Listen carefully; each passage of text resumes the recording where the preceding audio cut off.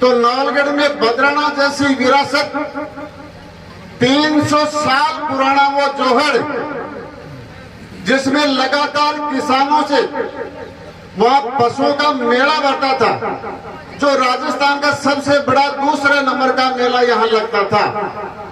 उस 250 बीघा जमीन, जिसकी अगर प्लॉटिंग करके देखा जाए तो कीमत 300 से 400 करोड़ रुपए की वो प्रॉपर्टी है, जिसको सीधी हड़प गई।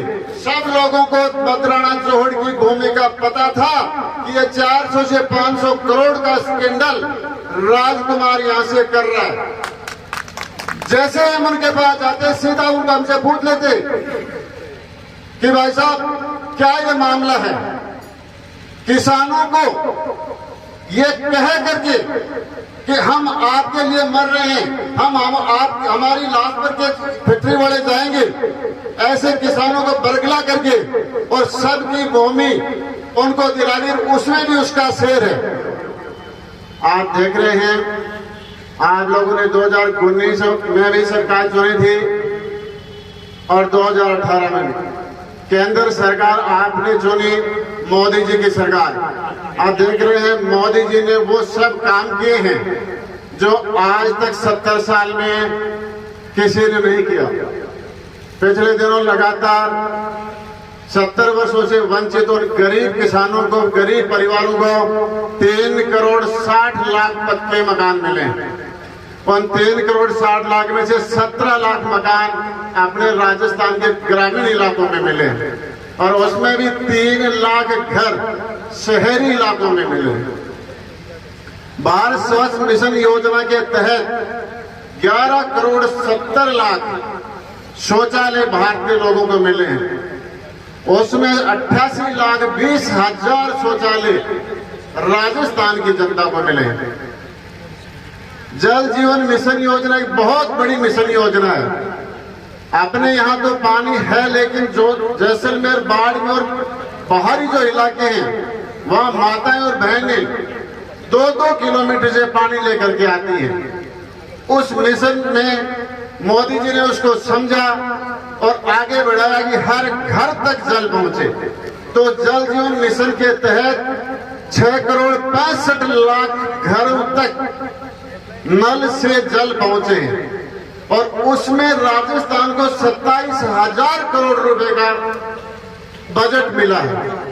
इस निकम्मी सरकार ने इस योजना को मात्र 25% पूरा किया है। आज अगर भारत में देखें तो कम से कम 7-8 राज्य ऐसे हैं जो इस योजना को पूरी कर चुके, लगभग 90%। लेकिन राजस्थान की निकम्मी सरकार इसको पूरा कैसे करे, क्योंकि अगर इसको पूरा करती है तो केंद्र की वाहवाही होती है। उसकी बदनामी करने के लिए इसको ढुलमुल की नीति से काम कर रही है।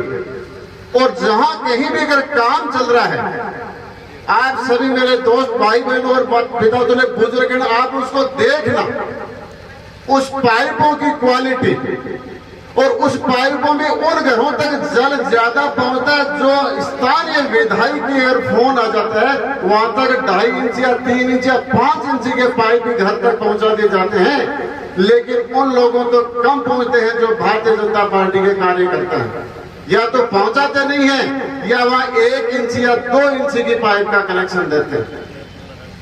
हमारे पास बहुत ऐसे फोन भी आते हैं, लेकिन इस नीति में भी वो राजनीति कर रहे हैं। आयुष्मान योजना के तहत 18 करोड़ लोगों के राशन कार्ड बने, आयुष्मान कार्ड बने, जिसमें 5 लाख रुपए तक का बीमा है, उसमें फ्री इलाज होता है। उसमें भी लगभग 13 लाख लोगों के ऐसे आयुष्मान कार्ड राजस्थान की जनता के बने।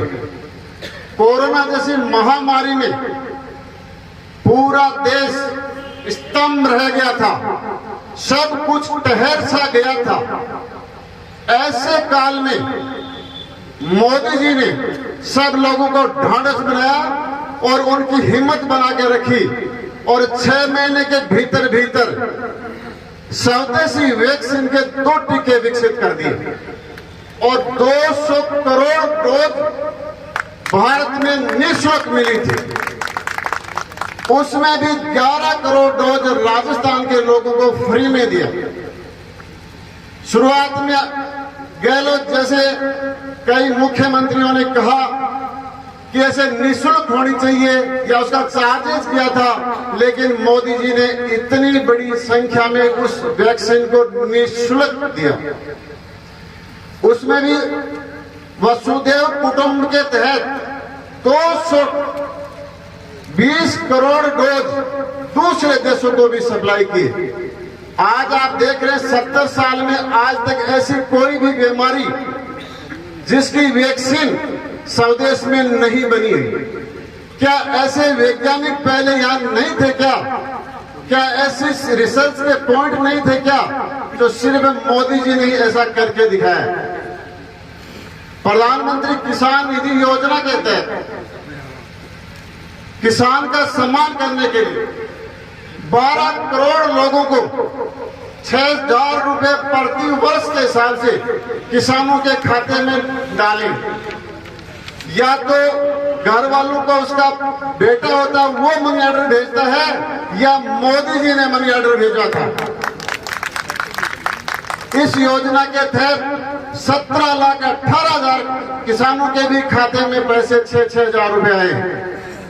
आज स्वदेशी तकनीक के तहत अगर देखा जाए तो हेलीकॉप्टर्स, स्वदेशी हथियार, पनडुब्बियां यहां विकसित हो रही हैं।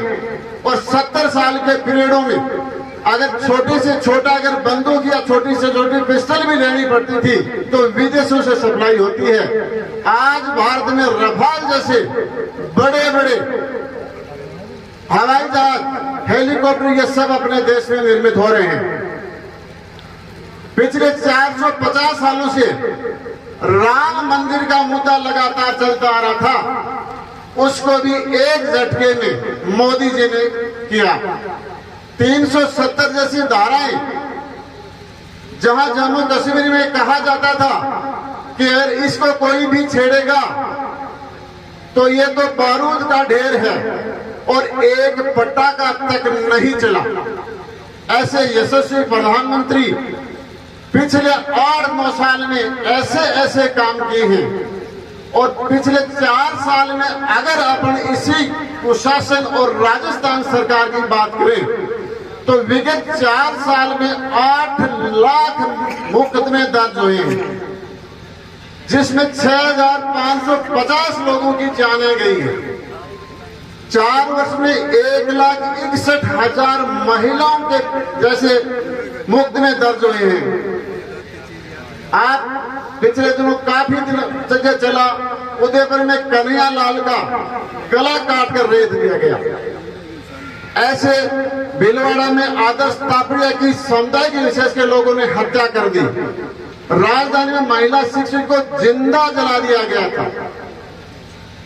आप इस पिछले 4 साल के कुकर्मों को इस सरकार की देखें तो महिला दुष्कर्म में 1 नंबर पे है, महिला अत्याचार में 1 नंबर पे राजस्थान का लाके खड़ा कर दिया, साइबर क्राइम में 1 नंबर पे लाके खड़ा कर दिया। और पेट्रोल डीजल की कीमतों में देखा जाए तो पूरे भारत में राजस्थान में सबसे महंगा पेट्रोल और डीजल मिलता है। सबसे बड़ी बात है कि युवाओं के पेपर लीक होना आज आम बात हो गई है। रीट की चीट में 26 लाख युवाओं के साथ में ठगी हुई है। और कल भी एक अखबार में ऐसा आया था कि 15 लाख रुपए लेकर उन लोगों तक भी पेपर नहीं मिले और उनको डराया जा रहा है कि आपको कोई पैसा नहीं मिलेगा, आपकी जेल हो जाएगी। ऐसे बहुत सारे युवाओं को इस सरकार ने लूटा है। खनन माफियाओं के देखें तो उन लोगों तक उन्हीं के काम होते हैं जिनकी सरकार में अप्रोच होती है। कल अखबार में दिया था कि 629 करोड़ रुपए की लीज मात्र 29 रुपए में उनके चहेते लोगों ने दे दी। तो इस सरकार में मुख्यमंत्री बने रहने और मुख्यमंत्री बनने की होड़ में ऐसे ऐसे विधायकों को छूट दी है कि सभी विधायक मिनी मुख्यमंत्री बने हुए बैठे। और अगर राजस्थान की बात छोड़ो, अब अपन बात करते हैं नौलगढ़ की। तो नौलगढ़ में बदराना जैसी विरासत, 300 साल पुराना वो जोहड़, जिसमें लगातार किसानों से वहां पशुओं का मेला बढ़ता था, जो राजस्थान का सबसे बड़ा दूसरे नंबर का मेला यहां लगता था। उस 250 बीघा जमीन, जिसकी अगर प्लॉटिंग करके देखा जाए तो कीमत 300 से 400 करोड़ रुपए की वो प्रॉपर्टी है, जिसको सीधी हड़प गई। अगर उसमें लगातार पिछले कुछ दिनों से भाषणों में मंत्री जी या मुख्यमंत्री के सलाहकार या उसके चहेते ये कह रहे हैं कि कुछ 5, 7, 10 लोगों ने विकास पसंद नहीं है।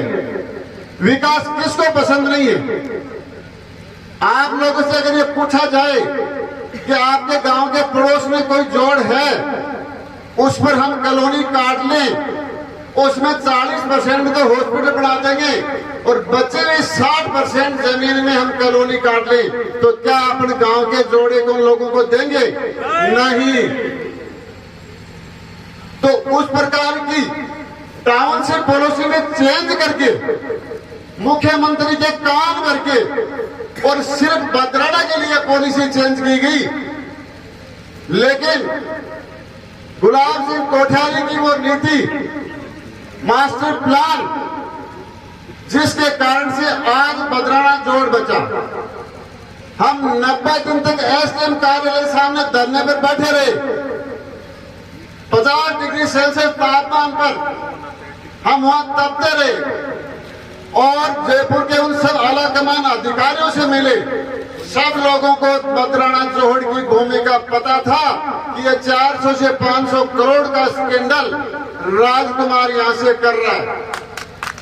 जैसे हम उनके पास जाते, सीधा उनका हमसे पूछ लेते कि भाई साहब क्या ये मामला है।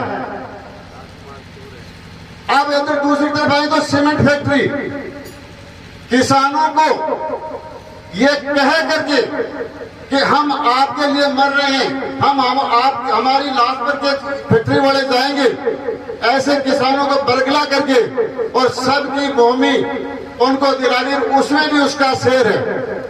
आज वहां अगर किसी भी प्रकार का इंफ्रास्ट्रक्चर का काम होता है तो वो राजकुमार की कंपनी को पहले मिलता है और फिर राजकुमार आगे उनको अपने सहयोग को सर्कुलेट करता है।